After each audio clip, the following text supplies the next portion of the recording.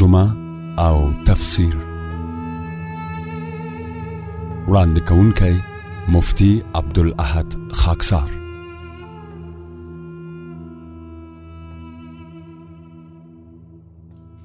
أعوذ بالله من الشيطان الرجيم. بسم الله الرحمن الرحيم.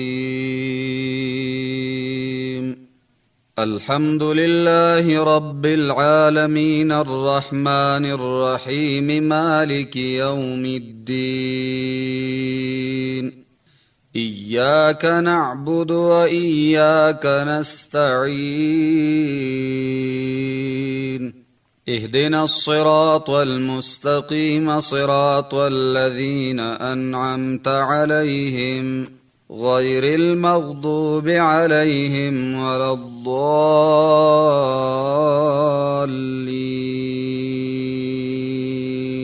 آمين.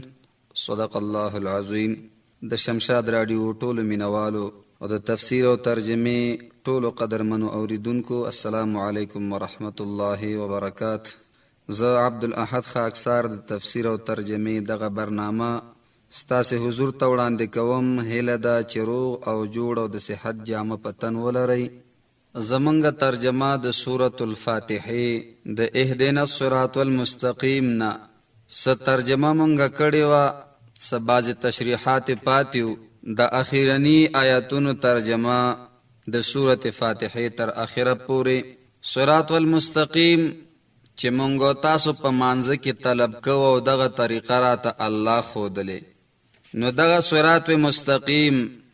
چې دا ډیره قوي لاره ده او دا الله ته رسیدو والا ده. انسان د همدغې لارې په ذریعه کولی شي چې ځان الله ته نزدیکي او د الله قرب په حاصل کی. ذکر ورته علماء ویلی هو الطریق الواضح لا اعوجاج له فيه.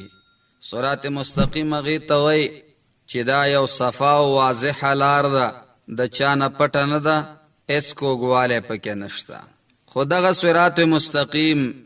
که موږ په عام معنو کې صراط په مطلق معنا باندې واخلو، صراط لارې ته ویلی شي،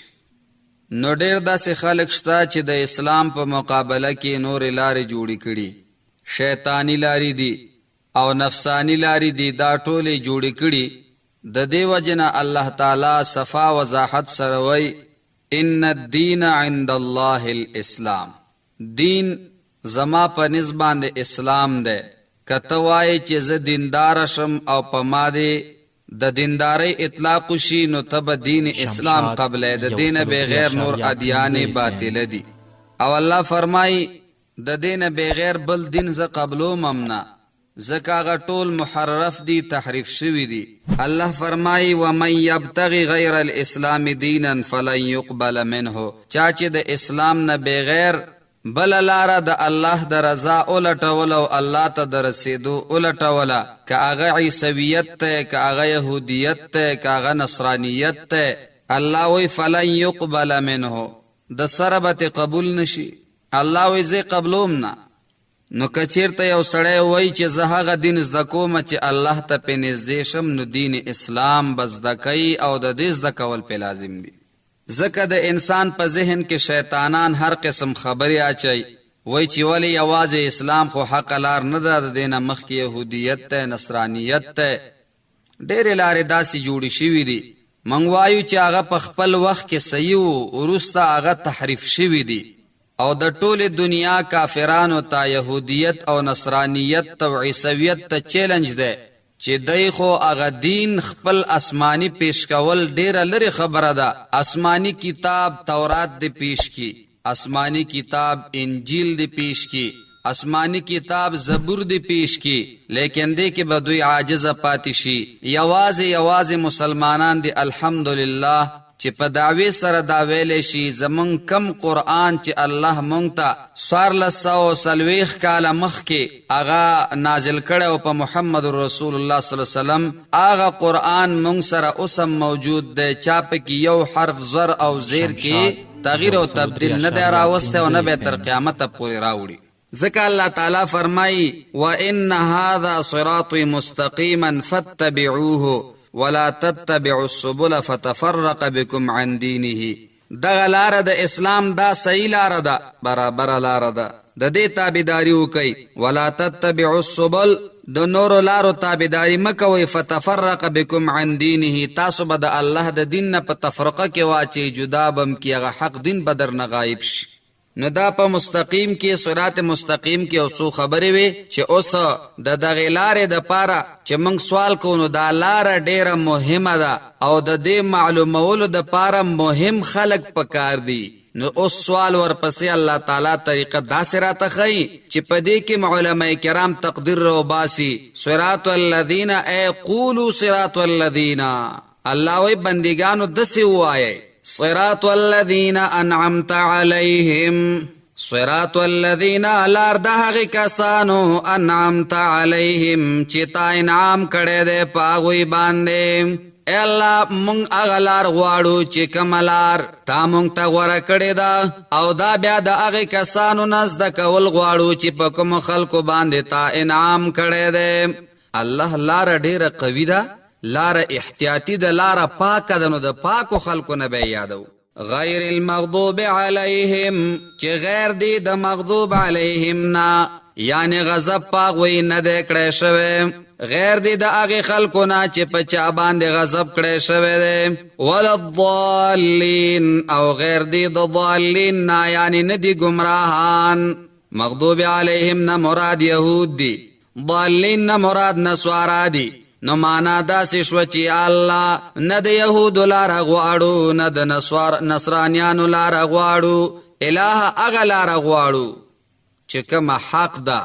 او تا هغې کسانو ته ښودلې چې تا په انعام کړی، الهه هغه لاره مونږ ته وښیه.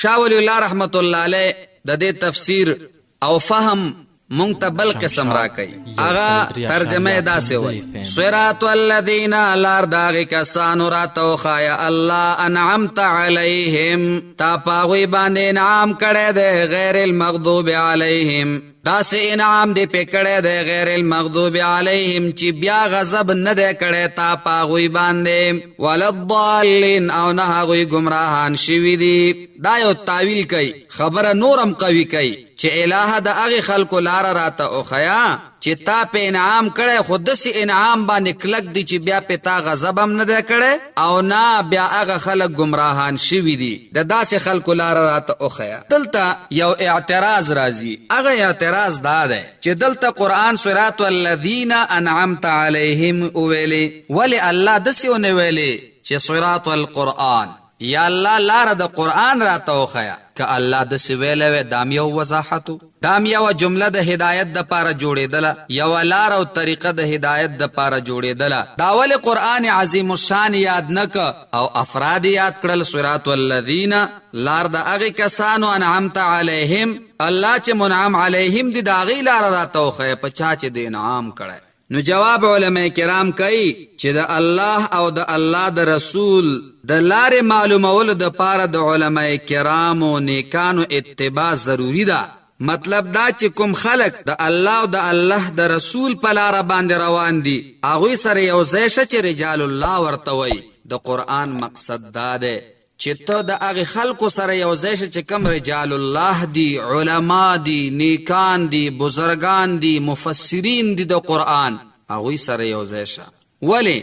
یوازې قرآن کافی نه دی د انسان د پاره؟ که یوازې قرآن د انسان د هدایت د پاره کافی کېدلی خو یوازې به قرآن نازل کړی وی، ولې ورسره د استاز په طور باندې محمد رسول الله صلی الله علیه وسلم راولېږه؟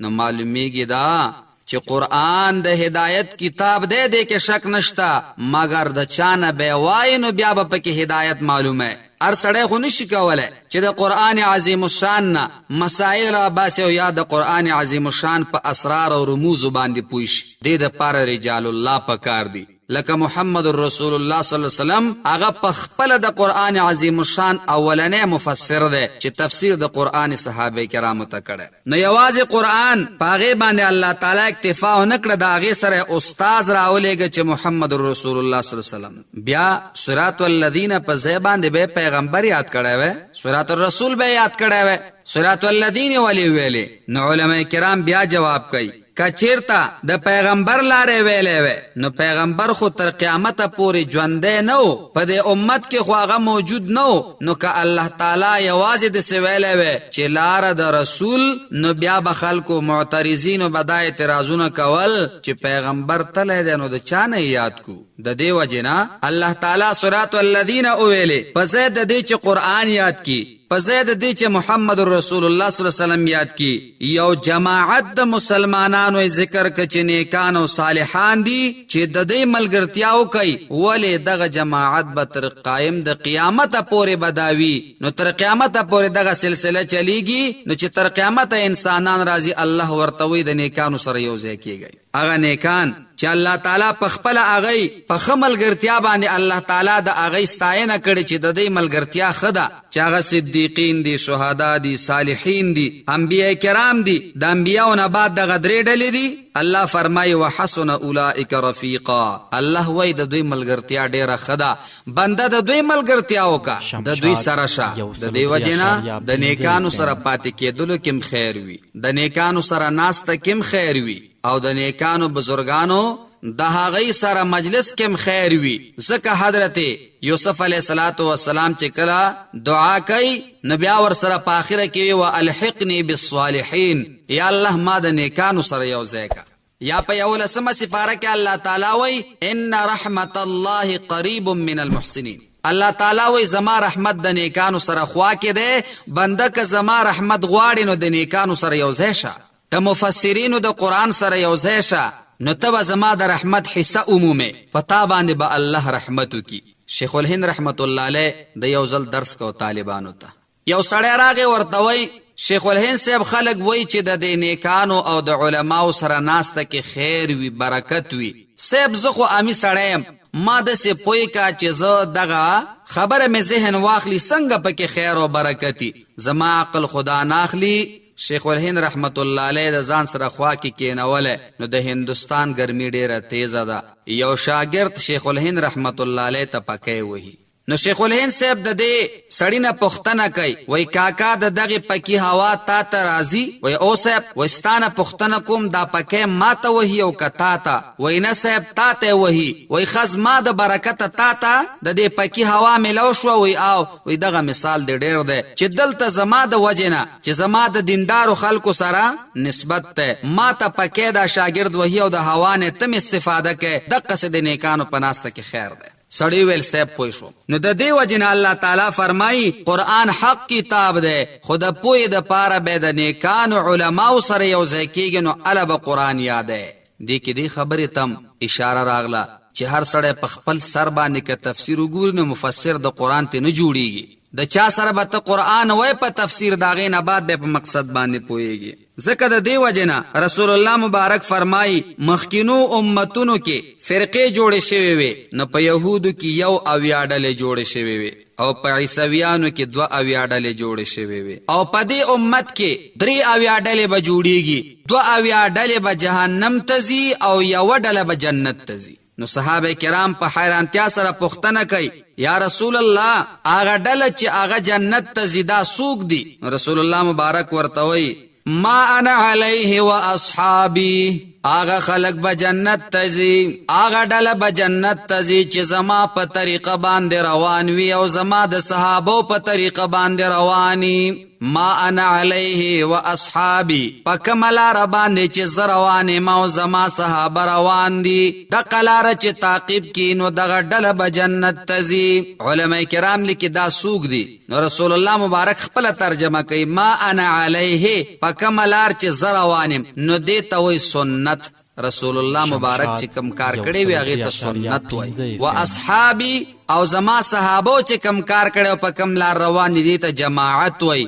نو ځکه علماء کرام وای چې د دینه مراد اهل سنت والجماعت دي اهل سنت سنت پس روان چې د رسول الله مبارک طریقه د ول جماعت او د صحابه کرامو فیصلو پس تلل نور ډلې به پیدا شي مگر تبه د حق د پاره کوشش کې لټون بکې چې پیدا یې کې خو قران به د چا سره وای نو چې قران د چا سره وای پوي بشي یو داسې مثال به وایو چې موږ سره پوي شو باج سړی به دا وای چې بس قرآن را واخله پښتو تفسیرونه ملاویږي صاحب مترجم هم شته او مفسرینو خیسته بحثونه هم کړي بس زه به ګورم او د دینه به زه اخذ د مسائلو کوم نو دا سړی به په خطای که پر اصابی نو علما فرمای دا سړی په خطا دی ولی د دې مثال داسې دی یو سړی وایي زه انجینري یادوم پلار ورته وایي ښه صحیح د یاد که انجینري دی وایي زه بازار ته ځم او د انجینرۍ دپاره څه سامان اخلم نو پلار ورته وایي څه د یاد دي وایي نه پلاره څه وکم ورته وایي داسې کار به وکړې بچیا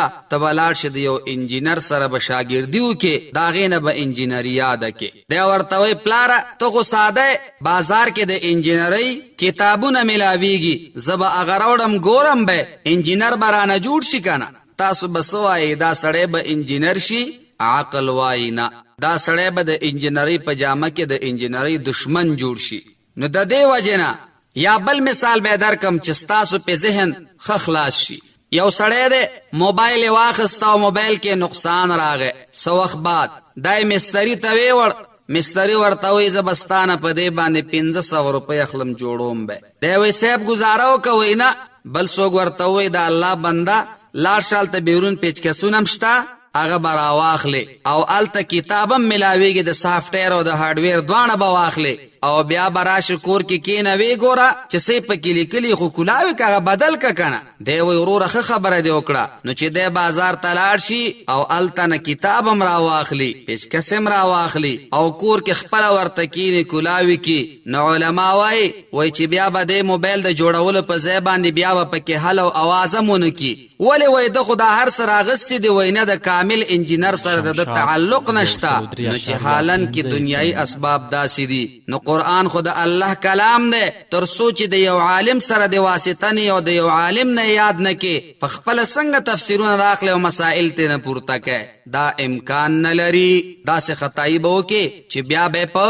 حل کولو باندې پوهیږي نه نو د دې وجې نه ځکه الله تعالی فرمایي چې د قرآن د زده کولو دپاره اول رجال الله سره یو ځای شه هغې خلکو سره چې چاته قرآن یاد دی لکه الله تعالی په 13 سپاره کې فرمایي فادخلی فی عبادی وادخلی جنتی الله فرمایي فادخلی فی عبادی اول زما په عبادو کې هغه نیکان عباد چې کوم زما د نیکان بندگان می دي هغې سره په صف کې شامل شه د هغې نه بعد بیا جنت ته داخل شه ځکه هغوی د جنت لاره پیدا کړې نو ته د هغوی لمن ونیسه چې جنت ته ورسره لاړ شي فادخلی فی عبادی اول زما هغه نیکانو بندگانو کې شامل شه نو بیا د هغې نه پس جنت غواړه نو د دې وجې نه قرآن عظیم الشان عظیم کتاب دی احادیث مبارکه د رسول الله صلی الله علیه وسلم دا ډېر لوی علم غواړي د دې وجې نه علما کرام وایي چې کم مسائل په قرآن عظیم الشان کې او احادیث مبارکو کې ښکاره راغلي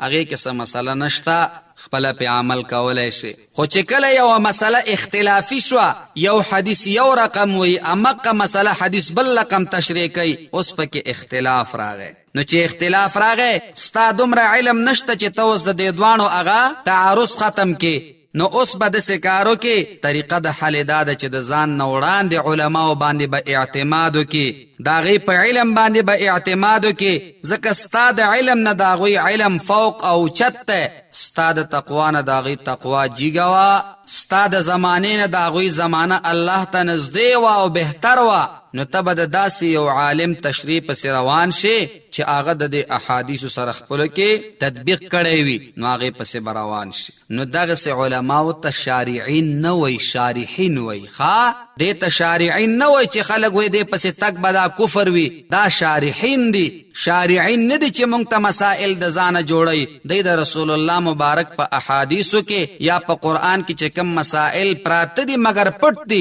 دی موږ ته راوباسي نو دی شارحین شو نو د دی خبره منل اصل کې د قرآن او د حدیث خبره منل دي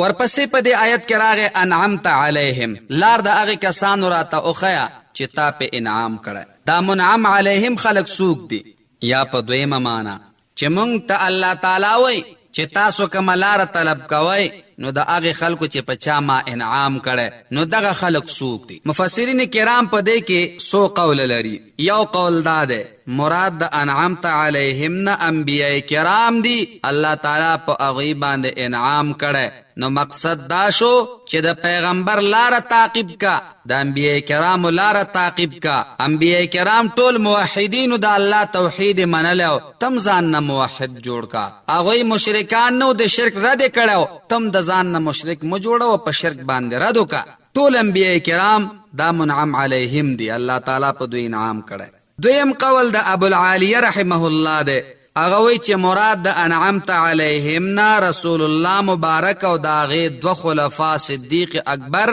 او حضرت عمر رضی الله عنهما دي. نو د رسول الله مبارک خبره ومنه او د دوانو شیخینو چې سویلی دی پس روان شه، نو دا منعم علیهم خلق دی، دوی پس روان شه. دریم قول د مفسرینو دا ده چې منعم علیهم کسان څوک دي؟ وای مراد رسول الله مبارک دی او د هغې اهل بیت دي. د رسول الله مبارک اهل بیتو په طریقه باندې روان شه. څلورم قول چې دا راجحه ده او اکثره مفسرینو راخسته، هغې وای چې د انعمت علیهم نه مراد د سورة النساء هغه څلور ډلې دي چې قرآن کریم یاد کړی دي. منعم علیهم خلق څوک دي؟ سورة النساء کې الله تعالی وی هغه انبیا دي، صدیقین دي، شهدا دي، صالحین دي. دا خلق په دې امت کې بهترین خلق دي. انبیاو کې خود چا اختلاف نشته، پیغمبران خود الله تعالی خاص کړي خلق دي چې هغه په ټول انسانیت کې الله تعالی خاص کړي دي د نبوت د پاره. دغه درې ډلې نور چې دي صدیقین دي، شهدا دي او صالحین دي، دا ټول اولیاء الله دي. صدیقین چاته وای؟ علماء کرام لیکي صدیقین هغه چاته وای چې چا د الله د وحدانیت تصدیق کړي او د رسول الله مبارک د رسالت تصدیق کړي دی او اقرار کړي، دا ویلي چې الله یوازې برحق دی او رسول الله مبارک د الله نبی برحق دی. دې ته صدیقین وای. صدیق اکبر ته صدیق ولی وای؟ ابو جهل یو ورځ صدیق اکبر رضی الله تعالی عنہ ته مخې ته راغی، ورته وای خبر خو نه؟ وینا وی اغستا ملګری نوم چې محمد دی صلی الله علیه وسلم. مخکې به په ځمکې خبرې کولې چې د ځمکې خبرې او رازونه به ویلې او دا به ویلې چې زه پیغمبر یم، اوس خو اسمان ته لاس اوږد که. وی ولې؟ وی چې بېګا زه معراج ته تللی وم او الله تعالی معراج ته بوتلم، هلته داسې حالات مې وکتل. نو صدیق آیا دا خبره د منلو قابل ده؟ تا ستا ذهن مني؟ اوس د صدیق اکبر ایمان ته ګوره، تصدیق خلق داسې کوي. صدیق اکبر رضی الله تعالی عنہ ورته وایي چې دا څنګه الفاظ تا وویلې چې زما محبوب فرمایلی چې زه بېګا تللی وم معراج ته، الله تعالی اسمانونو ته بوتلی وما، زه لا د رسول الله مبارک سره ملو شوی نه یما، خو دغسې خبرې چې درته کړي دي او تا ما ته نقل کړې، تا هم رښتیا ویلي دي او زما محبوب هم رښتیا ویلي دي. دې ته وایي صدیق. دا نه وایي چې صبر زه به د پیغمبر نه پوښتنه وکړم دا خبره حقیقت لري که نه، نه بس وایي چې پیغمبر وویلې زه یې تصدیق کوم که نه. دې ته صدیقین وایي. او شهدا خو ټول پیژنئ، اخو زمونږ وطن ور سره مخ دی 40 کاله، هر بچی یې پیژني. شهید هغې ته وایي چې د الله د رضا دپاره خپل سر نذرانه کی. صدیقینو خو د الله دین ومنه، مګر شهداو د دین دفاع وکړه، لوی مرتبه والا خلق دي. دا په خپل ځای کې انشاءالله بیا تشریح کو. او صالحین عام نیکان خلق، عام نیکان چې خپل منځونه پابندۍ سره کوي او د الله تعالی ذکر د هغې په ژبه باندې جاری وي. اوس الله تعالی فرمایي د دغې بزرګانو صحبت وکئ، صدیقینو سره ملګري شئ، شهداو سره ملګري شئ، صالحینو سره ملګري شئ. دا ستاسو دپاره لویه نیکبختي ده. نو غفلت مه کوه، لویه نیکبختي ده، غفلت مکوه. او د دوی په ناسته کې خیر دی، ځکه یو شاعر وای د دوی د ناستې باره کې خبره کوي، د دوی د محفل اغا برکت ذکر کوي. یک زمانہ صحبت با اولیاء، یک زمانہ صحبت با اولیاء، بہتر از 100 سال طاعت بیریا. و یو سات یو زمانہ یو وخت چې د نیکانو سره کینی د هغې سره صحبتو کې، دا د 100 کاله د عبادت نه بهتر دی. ولی په عبادت کې به سجده نه کی، مګر د نیکانو د خولې نه به داسې مسائل واورې چې ستا په ژوند کې به پکارېږي. بهتر از 100 سال طاعت بیریا. دیو جن عبدالرحمن بابا وی په مجلس د عالمانو بسر زرشی په مجلس د عالمانو بسر زرشی کسو کاڼې وی یا لوټه د صحرا اے مسلمانه کت کاڼې غوندې سختې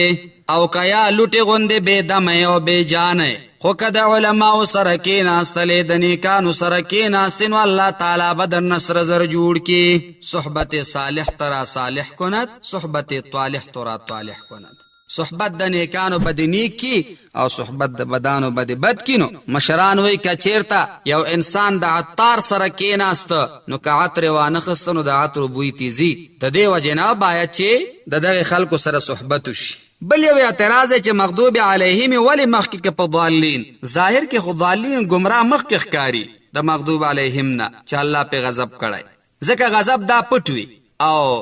گمراهي دا ښکاری نو علما کرام لیکي چې دلته څو وجې دي یو وجه دا ده چې مغضوب علیهم نه مراد یهود دي او ضالین نه مراد عیسویان دي په نسبت د دشمنۍ سره اسلام ته یهودیان ډیر سخت موزر دي عیسویانو ته نسبت یهودیان ډیر موزر دي او دا د قرآن عظیم الشان وینا ده قرآن عظیم الشان په خپل ارشاد مبارک دسې فرمایي رسول الله مبارک ته الله تعالی وی لتجدن اشد الناس عداوة للذین آمنوا اليهود والذین اشركوا ولتجدن اقربهم مودة للذین آمنوا الذین قالوا انا نصارى اللہ فرمائی محبوبا لتجدن اشد الناس عداوہ او بمومیتا زیاد پا دشمنی کے للذین داغی کسانو سر آمنو چی ایمان والا دی دا ایمان والا سر غٹ دشمنان بسوک عمومی الیہود یہودیان لوی دشمنان دی والذین اشرکو پدویم مرتبہ کے مشرکان لوی دشمنان دی ولتجدن اقربهم مودہ او بمومیتا نزدې دوی ته په دوستۍ کې د یهودو نه د مشرکانو نه زیات په دوستۍ کې مسلمانانو ته للذین آمنو مسلمانانو ته هغه خلک په دوستۍ کې نزدې دي قالوا انا نصارى هغه خلک چې دوی وی مونږه نصرانیان یو نو په نسبت د یهودو او په نسبت د مشرکانو اسلام ته موزر عیسویان کم دي نو ځکه مغضوب علیهم مخکیات شه ضالین رستا بل تفسیر دا ده چې مغضوب علیهم پټوي او ضالین هغه ښکاری لکه تظاهرات دي مخامخ انسانانو ته خلک ولاړ دي پولیس ولاړ دي د دې مخه نیسي نو دا خلق تظاهرات والا په پولیس مخامخ زی د هغې نه ویریږي نه نو دا د ضالین په مثال دی دشمنان ښکاره دي ویریږي ته نه او مغضوب علیهم مثال څه شی دی په دې تظاهراتو کې چې څه خلک داسې پټ دي یو دم آواز وکړي تښتئ چې پولیس راغی نو په نسبت د دې چې هغه پولیسان پې ګزار وکړي د هغې مقابلې ته دا خلک ودرېږي خو چې د منځ تظاهراتو کې چا چغې ووهلې په نسبت د تظاهراتو ته زیات زیان د هغې نه دې خلکو ورسوي دین زیاد زیان هغه د تظاهرات ته رسیږي نو رب العالمین جل جلاله ځکه مغضوب علیهم مخکې کړه چې دا پټ دی مسلمانه ګوره پټ دشمن اولو پیژنه کاره دشمن خو تم پیژني او بل هم پیژني هوښیار مسلمان هغه دی چې خپل پټ دشمن هم وپیژني د دې وجې نه قرآن عظیم الشان دا مخکې که صراط الذین لار دغه کسانو انعمت علیهم چې تا انعام کړی په هغوی باندې غیر المغضوب علیهم چې غیر دی د مغضوب علیهم نا ولا الضالین او غیر دی د گمراهانو نا حدیث مبارک کې راځي کله چې سورۃ فاتحه خلاص شي اخر کې امین وایي ځکه دا بهترین دعا ده او امین په هغې د مهر مثال لري نو امین وایي د دې وجې نه په لمانځه کې هم امین ویل سنت دي چې دا به وایي نو د دې وجې نه آخره کې امین ووایي کم انسان ته چې د دعا طریقه نه ورځي سورت فاتحه دی وي آخره کې د امین وایي دا بهترینه دعا ده رب العالمین جل جلاله دی وکړي چې زمونږ او ستاسو راتلونکې زندګي په سنت طریقې باندې برابر وي نه پورې زمونږ ترجمه دي پورې انشاءالله کافي ده باقي مو پر رب العالمین جل جلاله سپارم ورځ مو نیکمرغه رب العالمین جل جلاله مو روغ او صحتمند لره السلام علیکم ورحمة الله وبرکاته